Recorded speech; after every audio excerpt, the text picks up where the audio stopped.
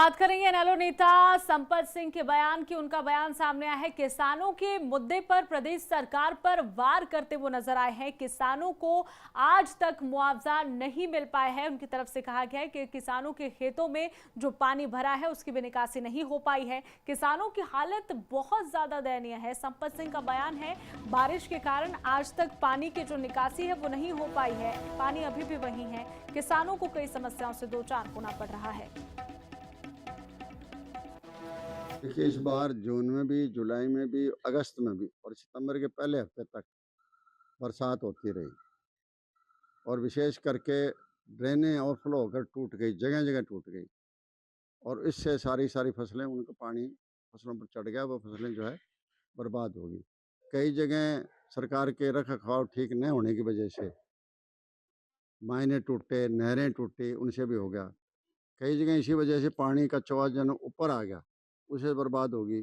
लगभग 20 लाख एकड़ ज़मीन जो है ना बर्बाद हो चुकी है। सरकार ने एक नया पैसा मुआवजा नहीं दिया। मुख्यमंत्री जी ने ये कह दिया था कि दिवाली से पहले हम मुआवजा दे देंगे और दिवाली को जाए हुए तो 2 महीने हो गए हैं। उसकी तरफ इनका कोई ध्यान नहीं है सरकार का। इसी तरह से कहा इन्होंने हम एमएसपी देंगे। किस चीज़ की एमएसपी मिली? क्या मूँग की एमएसपी मिली? क्या कपास की एमएसपी मिली? क्या जीरी की एमएसपी मिली? किसी फसल की, क्या बाजरे की एमएसपी मिली? किसी फसल की भी कोई एमएसपी नहीं मिली है।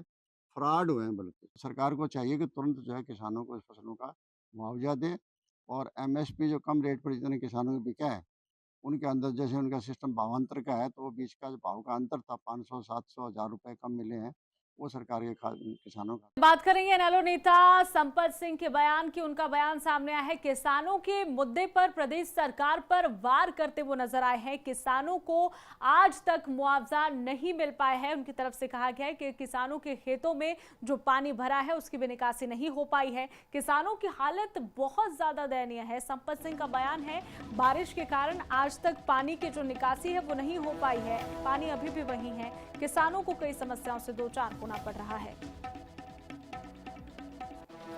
देखिए, इस बार जून में भी, जुलाई में भी, अगस्त में भी और सितंबर के पहले हफ्ते तक बरसात होती रही और विशेष करके ड्रेनें ओवरफ्लो होकर टूट गई, जगह जगह टूट गई और इससे सारी फसलें, उनका पानी फसलों पर चढ़ गया, वो फसलें जो है बर्बाद हो गई। कई जगह सरकार के रख रखाव ठीक न होने की वजह से मायने टूटे, नहरें टूटी, उनसे भी हो गया। कई जगह इसी वजह से पानी का चौजन ऊपर आ गया, उसे बर्बाद होगी। लगभग 20 लाख एकड़ ज़मीन जो है ना बर्बाद हो चुकी है। सरकार ने एक नया पैसा मुआवजा नहीं दिया। मुख्यमंत्री जी ने ये कह दिया था कि दिवाली से पहले हम मुआवजा दे देंगे और दिवाली को जाए हुए तो 2 महीने हो गए हैं। उसकी तरफ इनका कोई ध्यान नहीं है सरकार का।